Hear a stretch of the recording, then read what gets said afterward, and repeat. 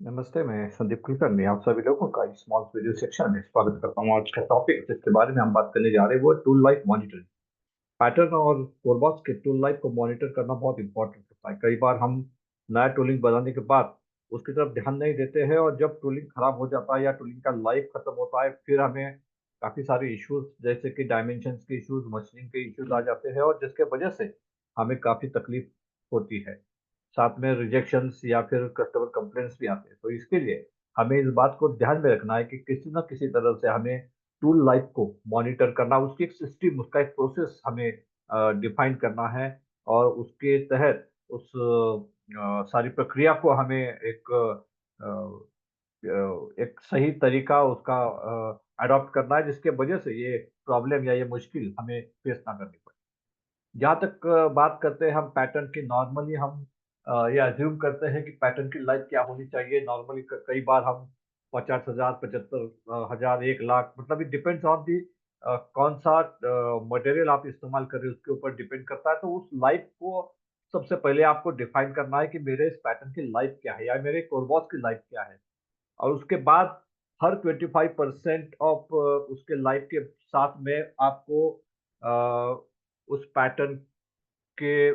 को वेरीफाई करना है, पैटर्न के डायमेंशन को चेक करना है, पैटर्न से निकले हुए कास्टिंग को आपको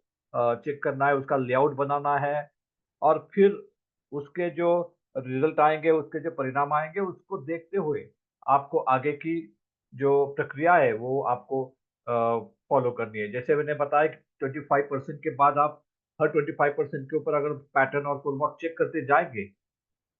तो आपको पता चलेगा कि आपका जो पैटर्न है या कोड बॉक्स है वो कितना जैसे हम कहते हैं कि वेयर आउट हुआ है, वॉर्न आउट हुआ है, कितना उसका उसमें कितनी खराबी आई है। और उसके बाद जब वो 75% तक जाएगा,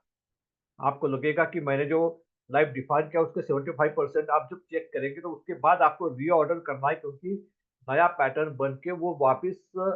आपके प्रोडक्शनाइज होने में जो टाइम लगने वाला है, क्योंकि पैटर्न बनाना है, उसका यहाँ सैम्पलिंग है, उसका अप्रूवल है, वैलिडेशन है, पीपैप पैच है, इन सारी चीज़ों में जो समय आपका जाने वाला है, तो वो कहीं न कहीं आपको कैलकुलेट करके फिर अराउंड 75% ऑफ पैटर्न लाइफ के आस-पास आपको रीऑर्डर करनी होगी पैटर्न की और उसे बनाना होगा। लेकिन कई बार ऐसा होता है कि आप 50% के लाइफ के बाद आपको समझ में आता है कि शायद ये पैटर्न ज़्यादा चलेगा नहीं, क्योंकि इसमें कई सारे वर्न आउट हुए हैं जो एक्सपेक्टेड नहीं थे, फिर भी हुए हैं, या फिर कई सारी डायमेंशंस हैं जो ऑलरेडी अपना अपने टॉलरेंस से या अपने अपने स्पेसिफिकेशन से आउट हो चुकी है और उसके बाद आपको डिसीजन लेना होगा कि शायद मुझे अगला टूल जल्दी बनाना पड़ेगा। तो ये सारी चीज़ें आपको ध्यान रखते हुए इस प्रोसेस को आपको सही तरीके से आपके ऑर्गेनाइजेशन में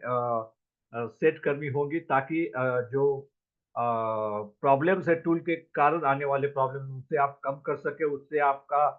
छुटकारा पा सकें। और इसीलिए टूल लाइफ मॉनिटरिंग बहुत इम्पोर्टेंट है। आप ज़रूर अपने फाउंड्री में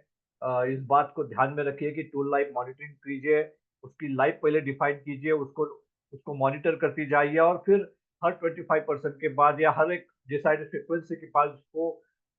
वेरीफाई कीजिए कि कितना वर्न आउट हुआ है, क्या पैटर्न की कंडीशन है। और जैसे आपको पता चलेगा कि नहीं, इसके आगे पैटर्न चलाना रिस्की है, तो वहाँ पर आपको नए पैटर्न या नए टूल बनाने का जो चांस है वो लेना पड़ेगा, नया टूल बनाने का डिसीजन लेना पड़ेगा। तो ये बहुत इम्पोर्टेंट फैक्टर है, इसे ज़रूर ध्यान में रखिएगा। उम्मीद है ये वीडियो आपको पसंद आया होगा और आप अपने कंपनी में टूल लाइफ मॉनिटरिंग की ये जो सिस्टम है इसे ज़रूर इस्तेमाल करेंगे, अडॉप्ट करेंगे और इससे काफ़ी सारे बेनिफिट पाएँगे। Thank you very much.